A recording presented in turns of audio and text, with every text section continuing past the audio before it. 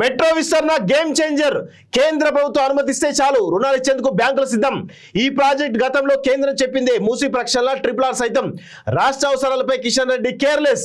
కేంద్ర మంత్రిగా సాధించడం బాధ్యత. గాంధీ ఫ్యామిలీతో నాకు గ్యాప్ లేదు. అసెంబ్లీలో కేసీఆర్ ప్రేక్షకుడుగా ఉండొద్దు. చర్చల్లో పాల్గొనేలా రెగ్యులర్ గా రావాలి. ఢిల్లీలో మీడియాతో సీఎం చిట్ చాట్ అంటూ చూస్తా ఉన్నాం. సో ఇక కిషన్ రెడ్డి కేసీఆర్ దొందే. ఇక అందరికి తెలిసే విషయమే. ఆయనకు మంత్రి పదవి ఉంటే చాలు. అసలు ఆయన కట్టె విరగద్దు, పాము జావద్దు, ఏ పని ముందుకు కదలదు కిషన్ రెడ్డి ఉంటే. అది అందరికీ తెలిసే విషయం. అందుకే ఆయన ఎంకరేజ్ చేస్తూ ఉంటారు భారతీయ జనతా పార్టీ సంబంధించినటువంటి అధిష్టానం. సో ఇవన్నీ కనబడతా ఉన్నాయి కాబట్టి మొత్తానికైతే ఆయన తెలంగాణకు ఏదో చేస్తాడు, ఏదో పీక్తాడు అనేటువంటి నమ్మకం అయితే మాలాంటలోకి అయితే లేదు అసలే. అదే 100% నిజం. మీరు ఎంత ఇగో తంతే లేవనోడు గోక్తే లేస్తాడు అన్నట్టు ఉన్నది రేవంత్ రెడ్డి పరిస్థితి. మీరు దయచేసి మేము ఎన్నోసార్లు తనినాం, అయినా ఆయనలో చలనం లేదు.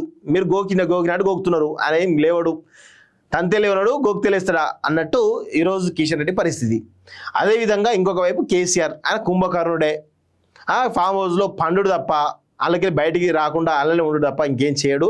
ఏదో మీడియా హైప్ కోసం అప్పుడు బయటకు వస్తాడు, పోతాడు తప్ప ఏది ఉండదు. దానికి మొత్తం బీఆర్ఎస్ పార్టీ సంబంధించినటువంటి బానిసలు ఉన్నారు కదా, బానిసలు అందరూ ఏం చేస్తారంటే హడావుడి వస్తాడు, మా టైగర్ వస్తాడు పీకుతాడు. టైగర్ లేదు, పీకుడు లేదు. అంత అది ఉత్తే కథ.